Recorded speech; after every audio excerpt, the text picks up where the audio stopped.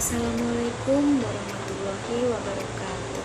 Yang terhormat kepada Ibu Hamdan Siti Hamsanah Fitriani MPD selaku dosen mata kuliah keterampilan menyimak serta teman-teman yang menonton video ini. Pertama-tama, izinkan saya untuk memperkenalkan diri. Nama saya Putri Adisti Widianing Tias, mahasiswa program studi pendidikan Bahasa dan Sastra Indonesia, Fakultas Keguruan dan Ilmu Pendidikan, Universitas Muhammadiyah Tangerang. Di sini saya akan menjelaskan materi keterampilan menyimak bab 2, yaitu menyimak. Ayo kita sama-sama untuk menyimak videonya, teman-teman.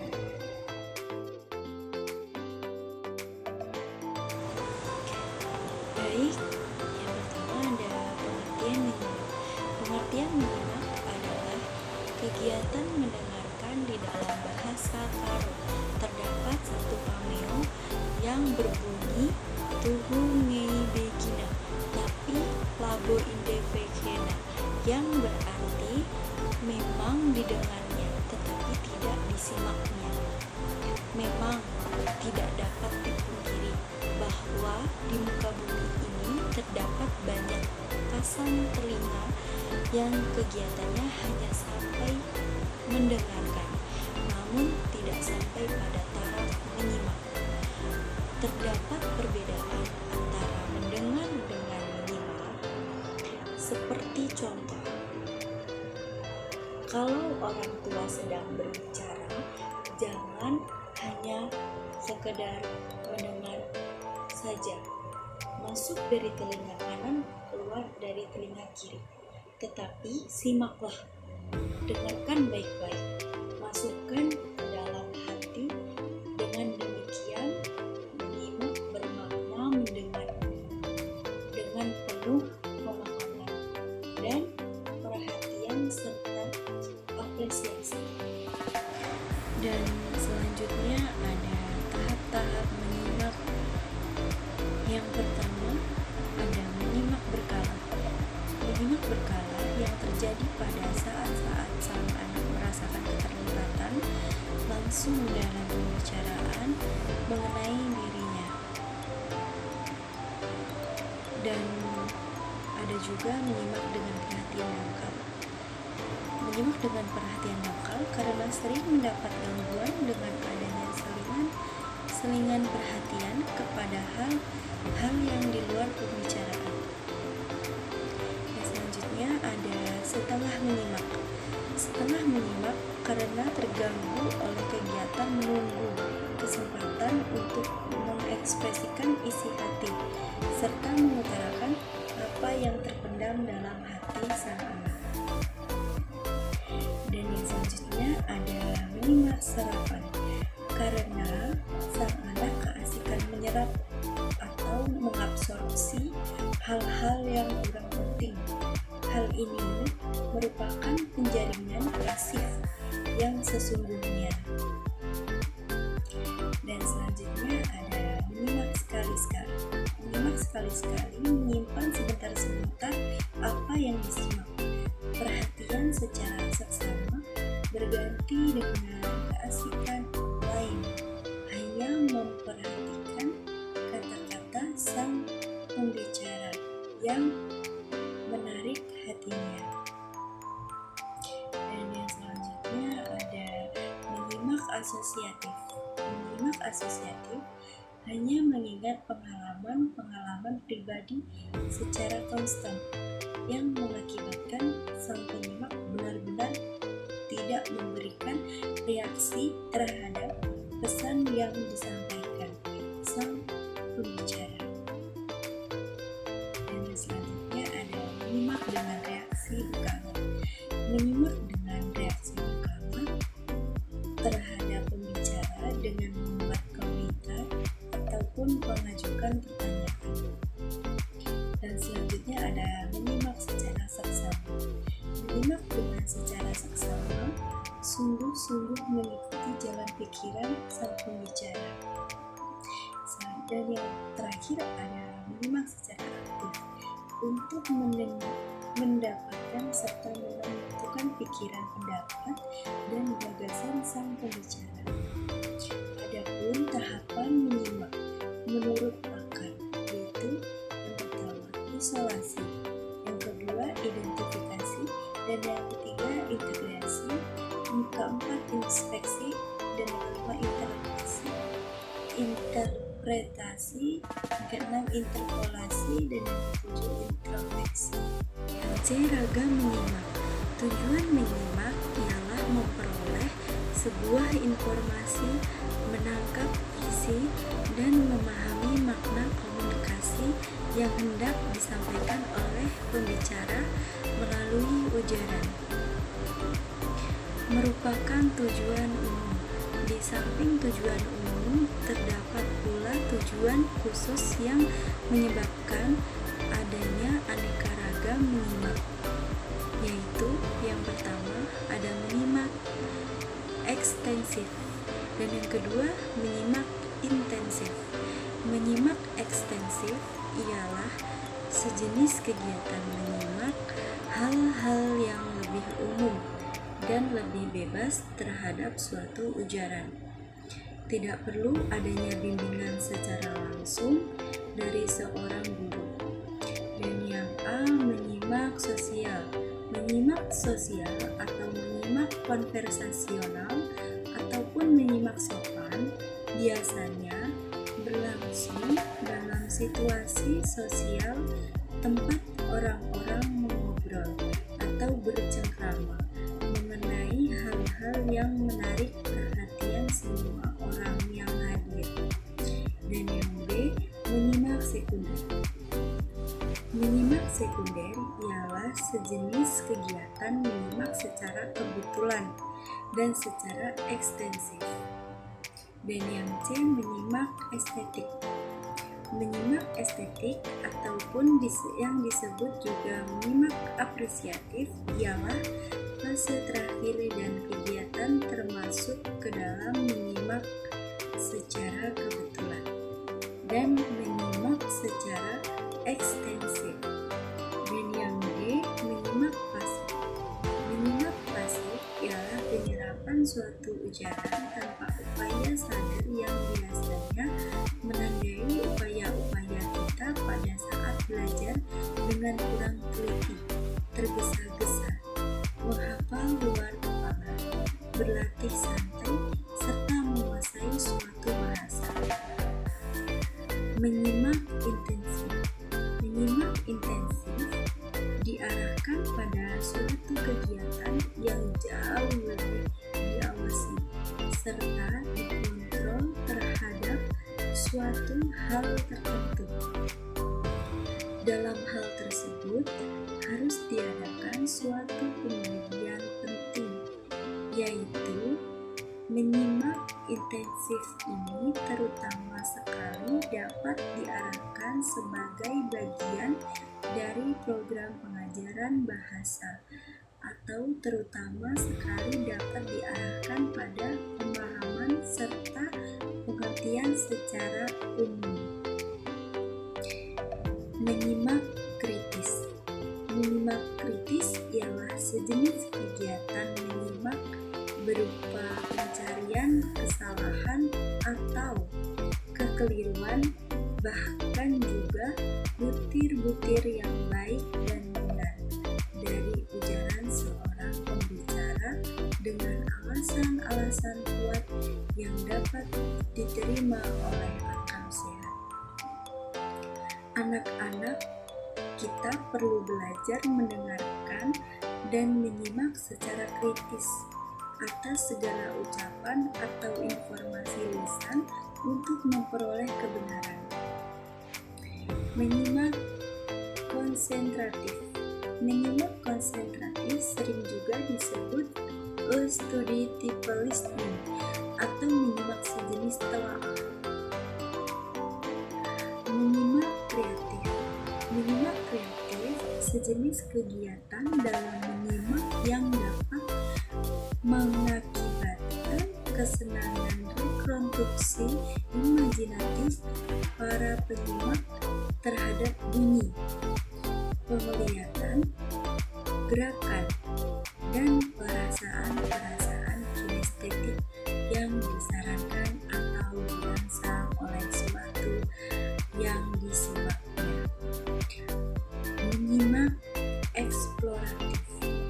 Menyimak eksploratif bersifat penyelidik atau exploratory listening adalah sejenis kegiatan menyimak intensif dengan maksud dan tujuan menyelidiki secara telarah dan lebih sempit.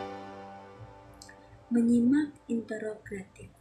Menyimak interogatif ialah sejenis kegiatan menyimak intensif yang menuntut lebih banyak konsentrasi dan seleksi, pemusatan perhatian dan pemilihan butir-butir dari ujaran pertanyaan.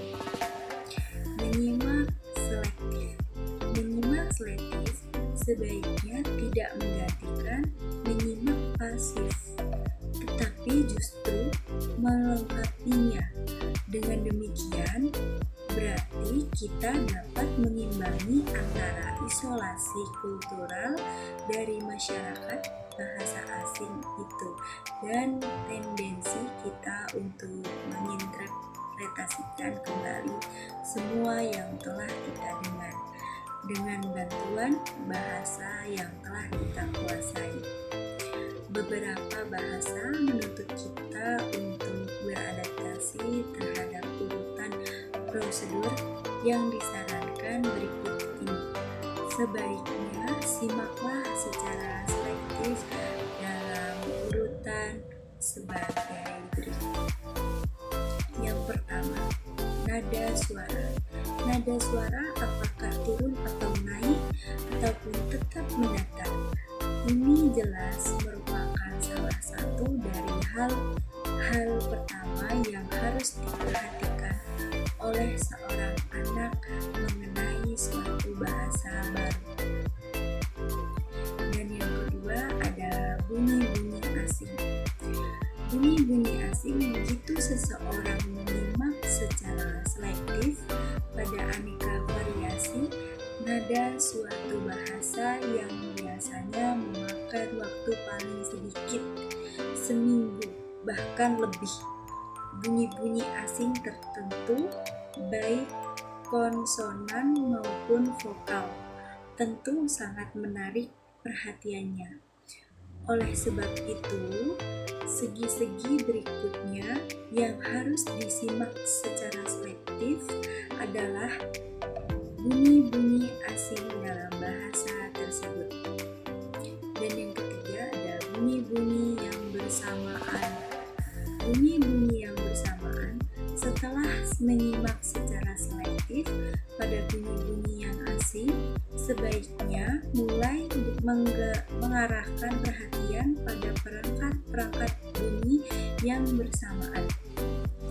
Jika kita memulai membedakan antar bunyi-bunyi yang bersamaan, kita segera mendapati bahwa kesamaan-kesamaan yang berupa itu berjalan berkelompok-kelompok.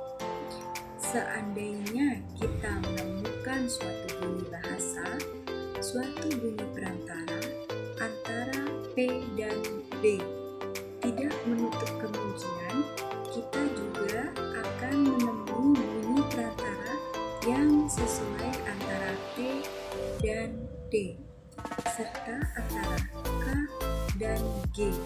Dan yang selanjutnya, kata-kata dan frasa-frasa menyimak secara selektif terhadap kata-kata biasanya. Dimulai dengan memperhatikan setiap kombinasi bunyi yang muncul berulang-ulang, seakan-akan lebih menonjol dan dalam arus ujaran. Kemudian, salah satu dari frasa-frasa yang paling penting dalam menyimak kata-kata secara selektif ataupun menyimak frasa-frasa dan kalimat-kalimat secara selektif malah mencoba untuk memahami dari konteks apa makna yang dikandungnya. Cara inilah anak-anak belajar bahasa, bahkan kita pun dapat menirunya dengan baik. Dan yang selanjutnya, bentuk-bentuk ketata bahasaan. Kebanyakan bahasa yang kita sebut dengan kata itu tidak selamanya muncul dan juga kelihatan dalam bentuk yang sama. Terkadang suatu tambahan diletakkan pada kata itu. Contoh dari bahasa Inggris: walk, roses, rose. Contoh dari bahasa Indonesia: berlari, lari. Ada tujuan menyimak secara praktis. Fungsi menyimak memiliki 4 fungsi, yakni yang pertama, saya menyimak untuk memperoleh informasi yang ada hubungan atau sangkut pautnya dengan pekerjaan atau profesi saya. Dan yang kedua, saya menyimak agar saya menjadi lebih efektif dalam hubungan-hubungan antar pribadi dalam kehidupan sehari-hari di rumah, di tempat kerja, dan dalam kehidupan bermasyarakat. Dan yang ketiga, saya menyimak untuk mengumpulkan data agar saya dapat membuat keputusan-keputusan yang masuk akal. Dan yang keempat, saya menyimak agar bisa memberikan responsi yang tepat terhadap segala sesuatu yang saya dengar. Tujuan orang menyimak sesuatu beraneka ragam. Alasan antara lain, ada orang menyimak dengan maksud agar dia dapat menilai sesuatu yang dia simak itu. Singkatnya, dia menyimak untuk mengevaluasi. Ada orang menyimak agar dia dapat menikmati serta menghargai sesuatu yang disimaknya itu.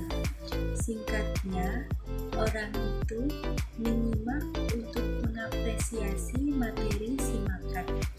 Ada orang yang menyimak dengan tujuan utama agar dia dapat memperoleh pengetahuan dari bahan ujaran pembicara. Dengan kata lain, dia menyimak untuk proses menyimak. Di dalam proses menyimak terdapat tahapan-tahapan sebagai berikut.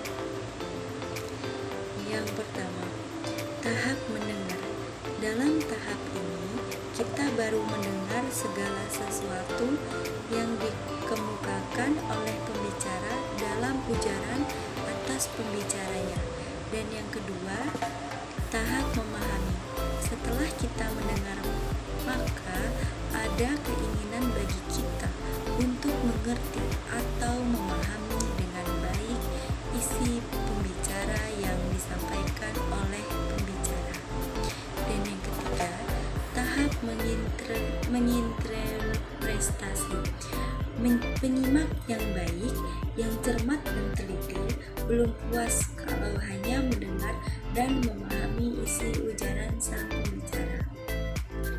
Dia ingin menafsirkan atau menginterpretasikan isi, butir-butir pendapat yang terdapat dan tersirat dalam ujaran itu. Dan yang keempat, ada tahap mengevaluasi. Setelah memahami serta dapat menafsirkan atau menginterpretasikan isi pembicaraan, penyimak pun mulailah menilai atau mengevaluasi pendapat serta gagasan pembicara mengenai unggulan dan kelemahan serta kebaikan dan kekurangan pembicara. Dan yang kelima, tahap menanggapi. Tahap ini merupakan tahap akhir dalam kegiatan menyimak. Sekian pemaparan materi dari saya. Semoga bermanfaat bagi yang menonton. Kurang lebihnya mohon maaf. Wassalamualaikum